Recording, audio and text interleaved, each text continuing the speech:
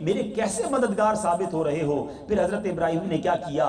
ویسے ہی کیا جیسے حضرت اسماعیل نے کہا، اچھی طرح باندھ دیا، چھری کو تیز کیا، پیٹھ کے بل لٹا دیا، یعنی پیشانی کے بل الٹا لٹا دیا، اب چہرے سے نظر ہٹا لی اور گلے پر چھری چلا دی۔ انہوں نے اپنا کام کر دیا۔ ایسا نہیں کہ حضرت ابراہیم نے چھری نہیں چلائی تھی، بالکل ایگزیکٹلی رسی سے باندھ کر الٹا لٹا کر چھری تیز کر کے اپنے لخت جگر پر حضرت ابراہیم نے چھری چلا دی، مگر چھری نے اپنا کام نہ کیا۔ چھری بھی تو حکم کی جناب باندھی ہوئی ہے نا، رب کا حکم تو سب پہ چلتا ہے نا۔ چھری نے کام نہ کیا۔ اب کیا ہوا؟ حضرت ابراہیم پر اب وحی نازل ہوئی، ترجمہ کنز ایمان، اور ہم نے اسے ندا فرمائی کہ اے ابراہیم تو نے خواب سچ کر دکھایا، ہم ایسا ہی صلہ دیتے ہیں نیکوں کو، بے شک یہ روشن جانچ تھی اور ہم نے ایک بڑا ذبیحہ اس کے فدیے میں دے کر اسے بچا لیا۔ اب کیا ہوا؟ حضرت اسماعیل کی جگہ جنت سے ایک مینڈھا لایا گیا۔ حضرت جبرائیل جنت سے مینڈھا لے کر آئے اور دور سے اونچی آواز میں کہا اللہ اکبر اللہ اکبر۔ جب حضرت ابراہیم نے یہ آواز سنی تو اپنا سر آسمان کی طرف اٹھایا، جان گئے کہ اللہ کی طرف سے آنے والی آزمائش کا وقت گزر چکا ہے، بیٹے کی جگہ فدیے کے لیے مینڈا بھیجا گیا، لہٰذا خوش ہو کر کہا لا الہ الا اللہ واللہ اکبر۔ جب حضرت اسماعیل نے یہ سنا تو وہ کہتے ہیں، نیچے لیٹے ہوئے ہیں، وہ کہتے ہیں اللہ اکبر وللہ الحمد۔ اس کے بعد یہ تینوں مبارک الفاظ مل کر اس کی سنت جو ہے وہ قیامت تک جاری ہو گئی ہے۔ اب سنو، عید کے دن جو ہم مل کر پڑھتے ہیں نا اللہ اکبر لا الہ الا اللہ واللہ اکبر وللہ الحمد، پہلا حصہ جبرائیل نے کہا، دوسرا حصہ حضرت ابراہیم نے کہا، تیسرا حصہ حضرت اسماعیل نے کہا۔ یہ تینوں مقدس جملے بن کر ساری دنیا کے لیے قیامت تک کا ورد بن گیا۔ اللہ اکبر، کیا خوبصورت ادائیں ہیں، اللہ والوں کا جذبہ کیسا ہے۔ اے میرے میٹھے اسلامی بھائیوں، اب یہ جنتی مینڈا جو تھا، اس کے جو سینگ تھے نا وہ بہت عرصے تک کعبے کی چھت میں کعبے میں رکھے گئے، مگر ایک عرصے کے بعد کعبے شریف میں آگ لگ گئی اور وہ سینگ اس میں جل گئے، ورنہ شاید وہ آج بھی ہمیں جو ہے وہ دیکھنے کو ملتے۔ اب ایک بڑا اہم مسئلہ اس واقعے سے جو ملتا ہے، اب کوئی اور شخص بھی ہو سکتا ہے خواب دیکھے کہ اپنے بیٹے کو ذبح کرو، تو کیا اس کو بھی صبح اٹھ کے بچہ ذبح کر دینا چاہیے؟ ہو سکتا ہے کوئی دیکھ لے، بھائی ہم نے تو بیان بھی سنا تھا، حضرت ابراہیم نے بھی ایسا کیا، ہم بھی ایسا کریں گے۔ تو یاد رکھیے، انبیاء کا خواب جو ہے وہ وحی ہوتا ہے، انبیاء کا خواب حقیقت پر مبنی ہوتا ہے۔ عام امت میں اور کوئی بھی اس پر عمل نہیں کرے گا۔ کوئی اگر یہ خواب دیکھ بھی لینا کہ کہا جا رہا ہو کہ بچے کو ذبح کرو، اگر اس نے بچے کو ذبح کیا تو وہ حرام کرے گا، وہ اپنے بچے کے پر ظلم کرے گا، یاد رکھیے۔ تو یہ کبھی بھی کوئی نہیں کر سکتا، اس کی بالکل بھی اجازت نہیں ہے۔ اور حضرت جبرائیل علیہ السلام اللہ کے حکم سے حضرت ابراہیم نے جب اپنے پیارے بیٹے کو ذبح کیا تو اس وقت اس کی جگہ حضرت جبرائیل نے جنتی دمبے کو ذبح کر دیا۔ تو اے میرے بیچ اسلامی بھائی، یہ تاریخی واقعہ ہے۔ اس سال بھی ہم نے قربانی کرنی ہے انشاءاللہ۔ جو صاحب نصاب ہیں انہوں نے قربانی کرنی ہے نا انشاءاللہ۔ ہاں، یہ نصیب والوں کو ملتا ہے موقع، اس میں کنجوسی نہیں کرنی چاہیے۔ بعض لوگ پورے گھر کی طرف سے ایک بکرا کر دیتے ہیں، ایسے قربانی نہیں ہوگی۔ جتنے لوگوں پر قربانی واجب ہے، جو صاحب نصاب ہیں، یہ پتہ ہونا چاہیے کہ نصاب کتنا ہے آج کل۔ اگر جو صاحب نصاب ہے اس پر قربانی واجب، اور اس کے فضائل کیسے، اللہ اکبر۔ ذرا فضیلت سنیے اور ایمان تازہ کیجئے۔ اللہ کے حبیب علیہ السلام کے بہت سارے فرامین موجود ہیں، بلکہ ایک حدیث کا مضمون تو کچھ اس طرح آتا ہے کہ جو یہ سواریاں ہیں، یہ جو قربانیاں ہیں، یہ بندے کی جنت میں پل صراط کے کراس کرنے کے لیے، جنت میں جانے کے لیے سواریاں بن جائیں گی۔ اب جو یہ لاغر مرے ہوئے جانور کرتے ہیں نا پیسہ ہونے کے باوجود، تو سوچ لیں سواری بھی کمزوری کر رہے ہو بھائی، تو فربا جانور، تگڑا جانور اللہ نے دیا تو خوبصورت جانور۔ ہاں، یہاں ایک بات ضرور سمجھنی، ایک اور فضیلت مجھے یاد آ گئی۔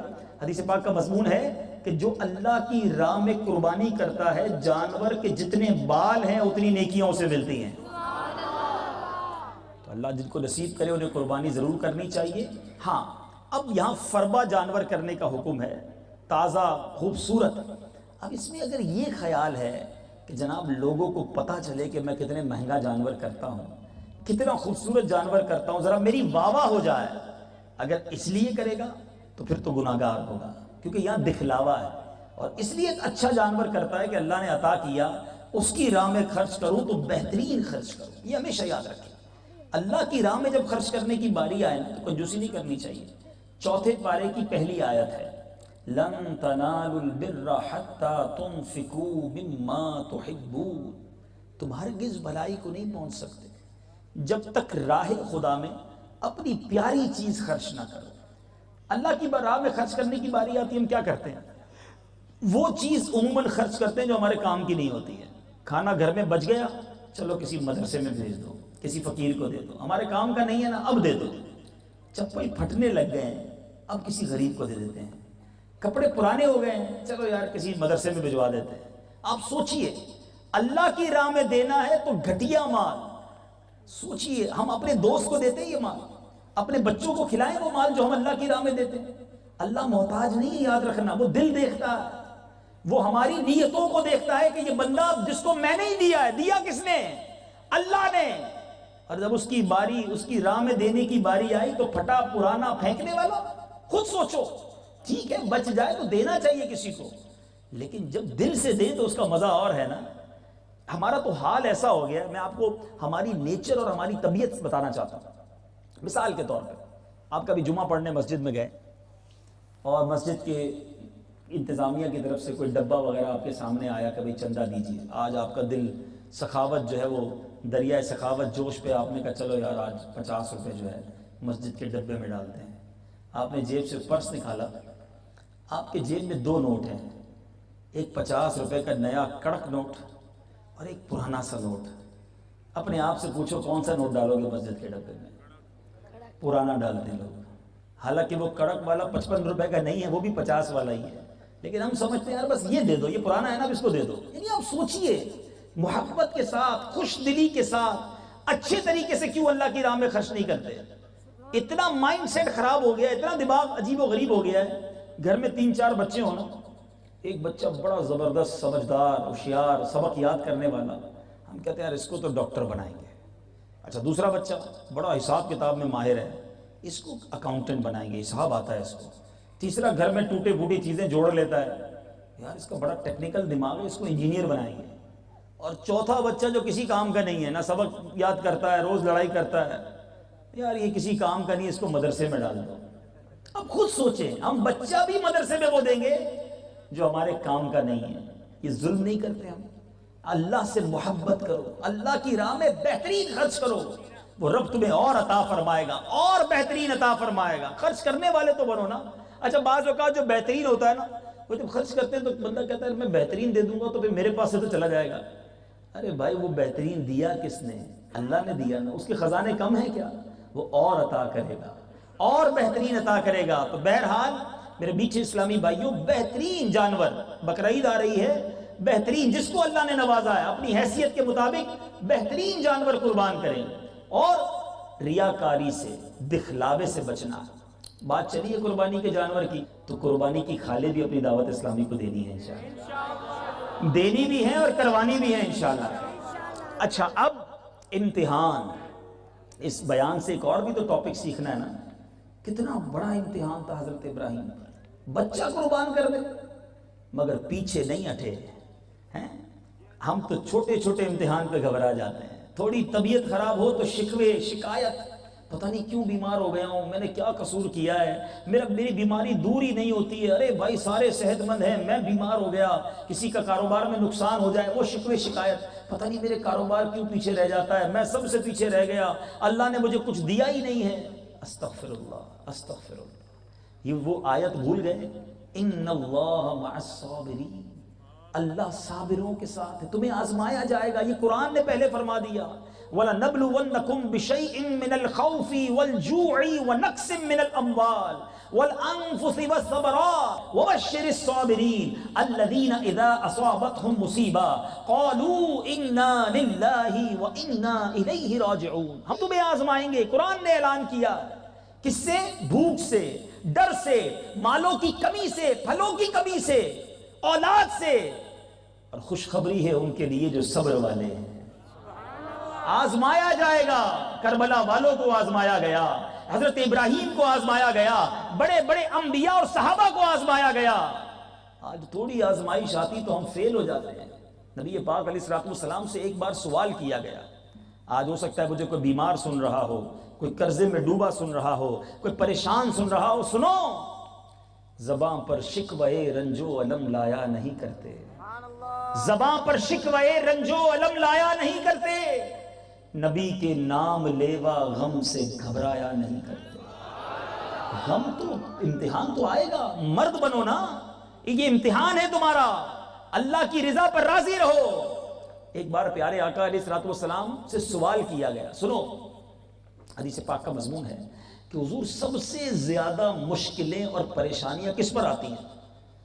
اللہ کے حبیب علیہ الصلوۃ والسلام نے فرمایا انبیاء پر، انبیاء پر سب سے زیادہ۔ فرمایا حضور اس کے بعد؟ فرمایا جو اس کے بعد اللہ کے جتنا قریب ہوتا ہے۔ فرمایا جو دینداری کے حساب سے بندے پر مشکلیں آتی ہیں۔ بعض اوقات یہ اسلامی بھائی بیٹھے نا، یہ بھی سوچتے ہوں گے یار جب نمازیں پڑھتے نہیں تھے، کوئی دین کا کام کرتے نہیں تھے، اتنی مشکلیں نہیں تھیں، جیسے جیسے دین میں آگے بڑھتے جا رہے ہیں مشکلیں بھی بڑھتی جا رہی ہیں، ٹینشن بھی بڑھتی جا رہی ہے، یار ہم تو اللہ کے قریب ہو رہے ہیں اور ہماری مشکلیں کیوں بڑھ رہی ہیں؟ یہی پیارے آقا نے 1450 سال پہلے کم و بیش ہمیں بتایا کہ بندہ جتنا اللہ کے قریب ہوگا اتنا اس پر آزمائشیں آتی ہیں، اور اس کی وجہ بھی بیان کر دی، کیونکہ رب کی رضا یہ ہے میرے بندے سے دنیا میں جو غلطیاں ہو گئیں اس پر آزمائش بھیجوں، وہ صبر کرے، اس کے سارے گناہ معاف کر دوں، اور جب مجھ سے ملے تو گناہوں سے پاک ہو کر ملے، میں اسے جنت میں داخل کر دوں، یہ اللہ کی رضا ہے۔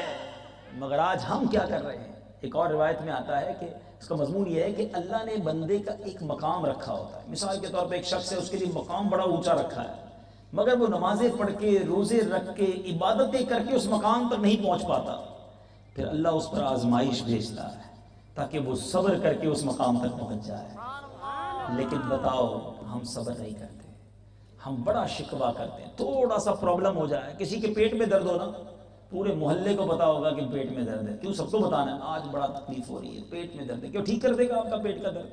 وہ ڈاکٹر ہے جو اس کو بتا رہے ہو، کیوں بتا رہے ہیں؟ کسی کے کاروبار میں نقصان ہو جائے، چھوٹا سا نقصان، موبائل چوری ہو جائے، اللہ اللہ اللہ، پورے نواب شاہ کو پتا چل جائے گا وہ میرا موبائل چلا گیا۔ اچھا موبائل خریدا تھا جب کسی کو بتایا تھا؟ اللہ نے نعمت دی تو کسی کو نہیں بتانا ہے، چلی گئی تو سب کو بتانا ہے، کیوں؟ شکوہ نہیں ہے یہ، معاذ اللہ دوسرے لفظوں میں یہ کمپلین ہے کہ میرا لاس ہو گیا، میں بیمار ہو گیا، مجھے تکلیف پہنچی، کس نے دی ہے؟ اللہ نے دی ہے، صبر کرو ورنہ صبر کا ثواب بھی چلا جائے گا۔ اچھا پھر کیا کرتے؟ بس جناب بڑا نقصان ہو گیا کاروبار میں، بہت نقصان ہو گیا، بڑا پریشان ہوں، بس اب تو صبر ہی کر رہا ہوں۔ ہم کون سا صبر ہے بھائی؟ زمانے کو بتا کر صبر نہیں ہوتا۔ ایک جملہ بڑا مشہور ہے نا، صبر جمیل، بڑے بڑے لوگ کہتے ہیں اللہ آپ کو صبر جمیل عطا فرمائے، کبھی معلوم کرنے کی کوشش کی صبر جمیل ہے کیا؟ یہ کسی جمیل بھائی کا صبر نہیں ہے، صبر جمیل کی تعریف سن لو۔ آج علماء لکھتے ہیں صبر جمیل یہ ہے کہ بندہ مصیبت زدہ اور غیر مصیبت زدہ، یعنی ایک بندہ پریشان ہے، اس کو بڑا مصیبت آئی ہوئی ہے، اور دوسرا بالکل ٹھیک ہے، دونوں میں فرق نہ کر سکے، اسے پتہ نہ چلے کہ کون مصیبت میں ہے، اس کے چہرے سے بھی پتہ نہ چلے۔ ہمارا تو چہرہ ہی بیٹھ جاتا ہے، لوگ پوچھتے ہیں خیر تو ہے، کیا ہو گیا ہے، پھر ہم بتاتے ہیں یہ پرابلم ہو گیا ہے۔ نہیں، صبر جمیل یہ ہے میں جانوں میرا رب جانے، کسی کا احسان کیوں اٹھائیں، کسی کو حالات کیوں بتائیں، کسی کا احسان کیوں اٹھائیں، کسی کو حالات کیوں بتائیں، تم ہی سے مانگیں گے تم ہی دو گے، تمہارے در سے ہی لو لگی ہے۔ پریشان ہو تو اللہ سے مانگو نا، پریشان ہو تو اللہ کے حبیب سے عرض کرو نا۔ اعلیٰ حضرت لکھتے ہیں فریاد امتی جو کرے حال زار میں، ممکن نہیں کہ خیر بشر کو خبر نہ ہو، واللہ وہ سن لیں گے، فریاد کو پہنچیں گے، اتنا بھی تو ہو کوئی جو آہ کرے دل سے، پکارو تو صحیح نا، سارے جہان کو بتانا ہے، نہ کریں ایسا۔ ایک بار حضرت رابعہ بصریہ بڑی صوفی بزرگ ہیں، ایک شخص کو دیکھا سر پہ پٹی بندھی ہے، سر میں درد ہوتا ہے لوگ پٹی باندھتے ہیں نا، اب بات بڑی گہری ہے، اللہ کرے آپ سمجھ جائیں۔ تو حضرت رابعہ بصریہ نے دیکھا کہ اس نے سر پہ پٹی باندھی ہوئی ہے، تو آپ نے کہا پٹی کیوں باندھی ہے؟ کہ حضور سر میں درد ہے، طبیعت خراب ہے، اس لیے پٹی باندھی ہے۔ حضرت رابعہ بصریہ نے کہا کبھی صحت کی پٹی بھی باندھی تھی؟ ہاں بات گہری ہے، اتنی جلدی سمجھ نہیں آئی۔ کیا فرمایا؟ کبھی صحت کی پٹی بھی باندھی تھی۔ اس کا مطلب کیا ہوا؟ اللہ نے تمہیں ساری زندگی صحت مند رکھا، کسی کو بتایا؟ شکر ادا کیا؟ چند دن کے لیے بیمار ہوئے تو سب کو بتاتے ہو اللہ نے بیمار کر دیا؟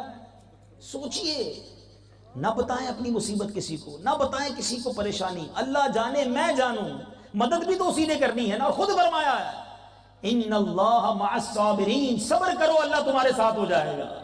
جب رب ساتھ ہو جائے گا تو ویسی مشکل حل ہو جانی ہے، ویسی پریشانی حل ہو جانی ہے، مگر صبر ہی تو نہیں آتا۔ ہمارے اسلاف تو مصیبت کو ویلکم کرتے تھے، پریشانی آتی تو خوش ہوتے تھے۔ ایک بزرگ کے بارے میں آتا ہے، ان کی زوجہ نے کہا مجھے آپ سے طلاق لینی ہے۔ کہا خیریت تو ہے، گھر میں کوئی جھگڑا نہیں، کوئی معاملہ نہیں؟ کہا نہیں بس مجھے طلاق لینی ہے۔ آپ چلیں ہم کسی کے سامنے گواہ بنا کر طلاق لے لیتے ہیں۔ پریشان ہو گئے کہ بیوی کو ہو کیا گیا ہے۔ چلنے لگے، باہر نکلے، ٹھوکر لگی، پیر پہ زخم کا۔ کہا ٹھیک ہے اب مجھے کوئی طلاق لینی نہیں، واپس گھر چلیں۔ کمال کی عورت تو تھوڑی دیر پہلے کہتی طلاق لینی، اب کہتی کچھ نہیں لینی۔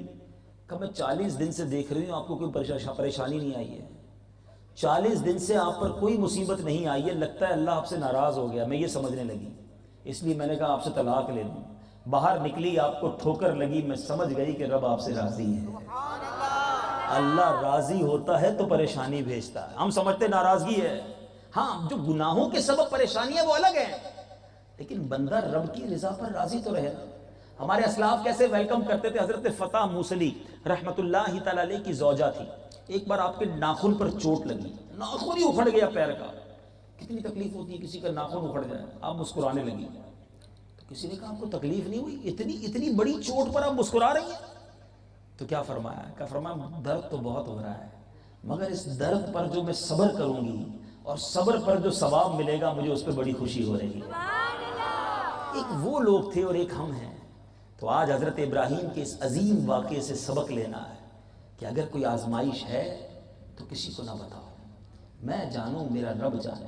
ایک اور حدیث پاک مجھے یاد آئی، حدیث قدسی ہے جس کا مضمون ہے کہ اللہ فرماتا ہے اگر میں اپنے کسی بندے کی جان، مال یا جسم پر کوئی آفت پریشانی بھیجوں، نارملی یہی ہوتا ہے نا، جان پر جسم پر کوئی بیماری آ جاتی ہے، مال میں نقصان، اولاد میں پرابلم آ جاتی ہے، فرمایا میں اس کی جان، اولاد یا مال پر کوئی پریشانی بھیجوں، آزمائش بھیجوں، وہ صبر جمیل کے ساتھ اس کا استقبال کرے، اللہ فرماتا ہے قیامت کے دن مجھے اس کا حساب لینے میں حیا آئے گی کہ میں اس کا نامہ اعمال کھولوں۔ اب میں آپ سے پوچھتا ہوں کہ مجھے کوئی آزمائش آئے اور میں صبر کر جاؤں اور میرا نامہ اعمال نہ کھلے، یہ سودا مہنگا تو نہیں ہے نا؟ یہ سودا مہنگا نہیں ہے، آزمائش پر صبر کر لو۔ اللہ بڑا کریم ہے، اگر وہ آزمائش پر بندے کو صبر کرتے ہوئے دیکھتا ہے تو پھر اس کے گناہ بھی معاف فرما دیتا ہے۔ اور جو غریب مجھے سن رہے ہیں نا، آخری بات کر کے بیان کو ختم کرتا ہوں، بڑی تسلی ہے اس روایت میں۔ جو بیچارے غریب ہیں، چھوٹے سے گھر میں رہتے ہیں، سادہ سا کھانا کھاتے ہیں، بعض اوقات ذہن میں خیال آتا ہے یار میں تو پیچھے رہ گیا۔ سنو، اللہ کے حبیب علیہ السلام فرماتے ہیں، حدیث پاک کا مضمون ہے، جو اللہ کے تھوڑے دیے پر راضی ہو جاتا ہے، تھوڑا ملے نا راضی رہنا، جو اللہ کے تھوڑے دیے پر راضی ہو جاتا ہے اللہ بھی اس کے تھوڑے عمل پر راضی ہو جاتا ہے۔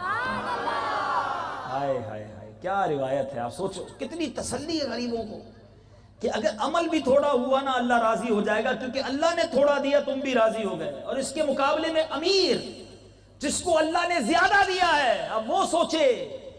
آج پرابلم یہ ہے کہ مال بڑھتا ہے تو گناہ بھی بڑھ جاتے ہیں۔ ہونا یہ چاہیے تھا اللہ کرم بڑھا تھا، نعمتیں بڑھاتا، ہم سجدے بڑھاتے، ہم شکر بڑھاتے، ہم خیرات بڑھاتے، مگر عجیب لوگ ہیں، اللہ نعمت بڑھاتا ہے، بندہ نافرمانی بڑھاتا ہے، بندہ گناہ بڑھاتا ہے، عیاشیاں کرتا ہے۔ نہ کرو ایسا۔ اگر غریب کو تھوڑے دینے پر، تھوڑے عمل پر رب راضی ہوگا تو کہیں امیر سے زیادہ عمل نہ مانگ لیا جائے۔ تو خدا را ہر حال میں شکر ادا کیجئے، صبر کا دامن تھام کر رکھیے۔ اللہ تعالیٰ مجھے اور آپ کو صبر کی نعمت نصیب فرمائے، بے صبری سے ہمیں محفوظ فرمائے، اور حضرت ابراہیم علیہ السلام نے جو قربانی دی رب کریم اس قربانی کا صدقہ ہم سب کو نصیب فرمائے. زندگی میں کبھی قربانی کا موقع آئے. دیکھو دعوت اسلامی والے آپ سے کیا مانگتے ہیں؟ آپ کا وقت ہی تو مانگتے ہیں کہ کبھی اجتماع میں آ جاؤ, درس میں بیٹھ جاؤ, مدنی قافلے میں سفر کر لو. وقت کی قربانی دے کر ہم بہت ساری نیکیاں حاصل کر سکتے ہیں. تو آؤ آج حضرت ابراہیم کی اس سنت کو ادا کرتے ہوئے نیت کیجئے کہ انشاءاللہ پابندی کے ساتھ دعوت اسلامی کے ہفتہ وار اجتماع میں شرکت کریں گے. اتنا بڑا مجمع ہے, مجھے تو نظر بھی نہیں آ رہا اینڈ اس کا. تو ایک نیت ایسی زوردار ہو جائے کہ آج کے بعد ہماری کوئی نماز قضا نہیں ہوگی, فلمیں ڈرامے نہیں دیکھیں گے, گانے باجے نہیں سنیں گے, حرام روزی کے قریب بھی نہیں جائیں گے, اور اب اللہ کی راہ میں وقت کی بھی قربانی دیں گے. اللہ تعالی ہم سب کو ان تمام نیتوں پر عمل کرنے کی توفیق عطا فرمائے. میرے اعمال کا بدلہ تو جہنم